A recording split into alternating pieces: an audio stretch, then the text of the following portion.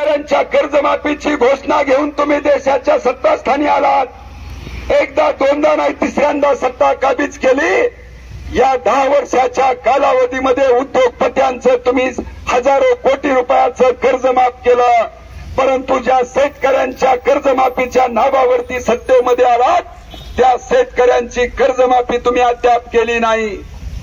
कर्जमाफी सोडा, ज्या शेतकऱ्यांनी पिकवलेला माल आहे, ज्या उत्पादन खर्चाबद्दल तुम्ही वारंवार सांगितलं तो उत्पादन खर्च तुम्ही दुपटी तिपटीने वाढवला.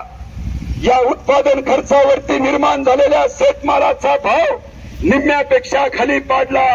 अरे आयात निर्यात धोरणाचा परिणाम म्हणून आमच्या शेतमालाच्या किमती निम्म्यापेक्षा खाली तुम्ही आणल्या आणि या सगळ्याचा परिणाम म्हणून आमच्या शेतकऱ्यांच्या डोक्यावरचा कर्जाचा डोंगर वाढत चाललेला आहे.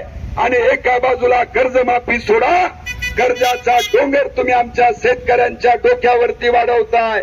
ही मागणी घेऊन आज महाराष्ट्रामधला आणि देशामधला शेतकरी एकजूट झालेला आहे की आमची सरसगट कर्जमाफी करा, विना अट कर्जमाफी करा. या मागण्याला घेऊन आज महाराष्ट्रामध्ये हजारो शेतकरी रस्त्यावरती आलेला आहे. मित्रांनो, या मागण्याला जोडून दुसरी मागणी कुठली आहे?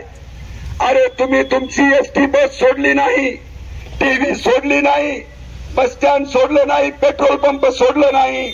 ज्याच्यावरती हजारो कोटी रुपयाच्या जाहिरातीचा खर्च करून पीक विम्याचा आणि पीक कर्जाची ॲडव्हर्टाईज तुम्ही देशभर केली.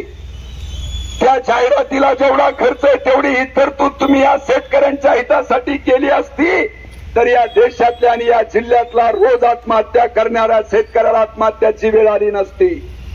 तुम्ही हजारो कोटी रुपये जाहिरातीवरती खर्च केला, परंतु घोषित केलेल्या पीक विम्याच्या रकमा आता माननीय जिल्हाधिकाऱ्यांनी सुद्धा शिष्टमंडळासमोर जाहीर केला की 22-23 पासूनचे अनुदान रखडलेले आहेत, 22-23 पासूनच्या पीक विम्याच्या रकमा रखडलेल्या आहेत आणि याला जबाबदार जे लिंक करण्यासाठी वारंवार तुम्हाला जे काही हे करावं लागतं, यामुळे हे सगळे प्रश्न निर्माण झालेत. हे चर्चेमध्ये आता सगळ्या शिष्टमंडळासमोर मान्य केलेलं आहे.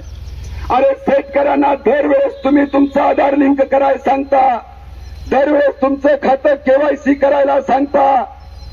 ज्या शेतकऱ्यांना मिळणारे 4-5 हजार त्यांच्यासाठी तुम्ही केवायसीची अट वर्षातून दोनदा टाकता आणि तुम्ही केलेल्या घोषणेच्या रकमा त्यांच्या पदरात आणखीही पडत नाही आहेत. याला जबाबदार कोण विचारण्याचं काम आज किसान सभेने केलेलं आहे. मित्रांनो, आणि म्हणून आम्ही दुसरं तिसरं काही मागत नाही आहेत. अरे तुम्ही ज्या घोषणा मोठमोठ्याने केल्या त्या घोषणेची अंमलबजावणी फक्त करा, एवढं सांगण्यासाठी आम्ही आज तुमच्या कार्यालयावरती आलेलो आहेत. मित्रांनो, लक्षात